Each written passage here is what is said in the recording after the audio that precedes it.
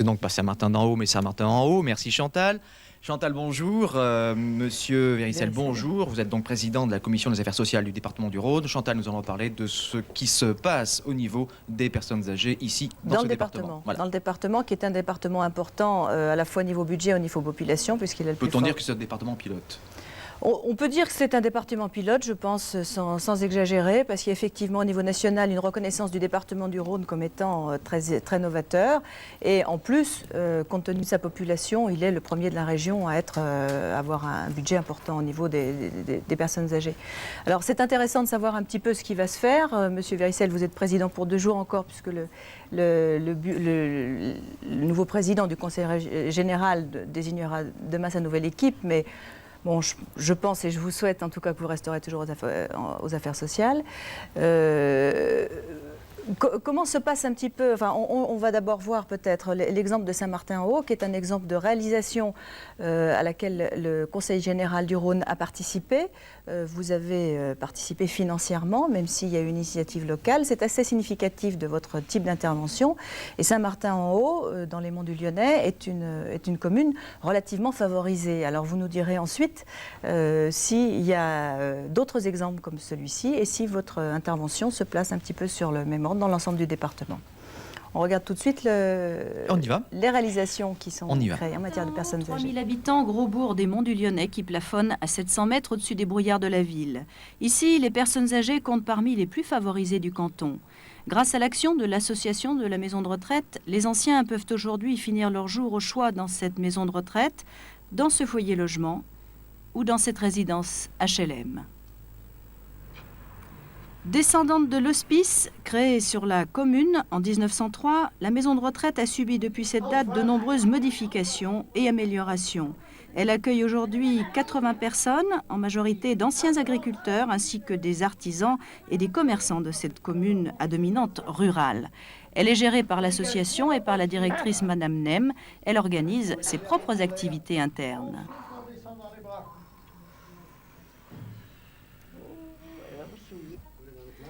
Le foyer logement, beaucoup plus récent, répond lui aussi à une exigence de l'association. Inauguré en 1988, les Olagnes comptent 32 studios dont les habitants sont locataires. Ils disposent au rez-de-chaussée de 2 salons et d'une salle à manger où ils peuvent prendre leur repas de midi. À la différence de la maison de retraite, le foyer logement n'est pas médicalisé. La maison de retraite est donc équipée d'un forfait soins, de la moitié de la maison, donc 40 lits à peu près. Et les autres, c'est des prix de journée, donc c'est des retraités qui sont là pour finir leur jour en quelque sorte. Enfin, proche des 2 autres établissements, mais totalement indépendante, la résidence Vaganet, construite sur un terrain de la maison de retraite, habite 32 appartements individuels gérés par l'OPAC.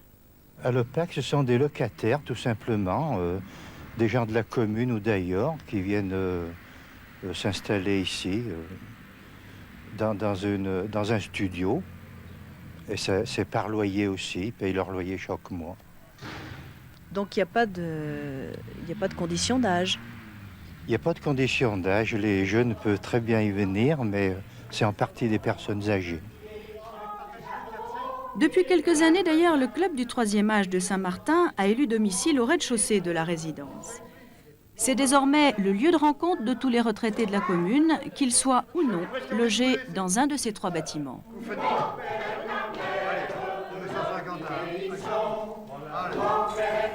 Alors, Monsieur Véricel, ça c'est un exemple de réalisation où quand même les gens de la commune sont relativement favorisés dans la mesure où ils ont le choix. Ils peuvent vraiment choisir entre l'appartement dans un HLM, la résidence ou alors la maison de retraite. Est-ce que c'est quand même général dans le département? Et puis, comment vous intervenez à ce niveau? Le département du Rhône a une politique de responsabilité des personnes âgées, de dignité des personnes âgées. Donc actuellement, nous cherchons au maximum à diversifier tous les modes d'accueil de ces personnes. Il y a bien sûr les maisons traditionnelles, les maisons de retraite, qu'elles soient médicalisées ou pas, et il y a toutes les structures beaucoup plus légères, les domiciles collectifs, les cantous, le placement familial sur lequel on fonde de grands espoirs et qui va se mettre en place en 1990 dans le département. Et il y a la création de petites unités médicalisées car c'est un souci pour nous de voir la médicalisation suivre la vie des personnes âgées. La tendance, effectivement, actuellement, c'est plutôt de s'orienter vers des petites unités. Oui, ce n'est pas toujours facile parce qu'il y a un problème de taille qu'il faut respecter de façon à ce que les coûts soient les plus légers possibles. Parce que c'est aussi un des problèmes du département, c'est le problème du coût d'admission dans les résidences ou dans les maisons de retraite. Il faut que ces maisons soient ouvertes au plus grand nombre. Et là, je reviens sur cette notion de dignité. Lorsqu'une personne est obligée de faire appel à la collectivité pour être hébergée, ce n'est quand même pas la meilleure solution. Il vaut mieux qu'elle ait les moyens de son hébergement. Alors je crois que le département du Rhône, à la différence d'autres départements, n'a pas ses propres structures. Vous vous appuyez à chaque fois soit sur des institutions, soit sur des associations, comme on l'a vu ici, à laquelle vous apportez votre aide. On peut peut-être préciser, Saint-Martin-en-Haut, quel était le montant de votre contribution pour l'ensemble des réalisations?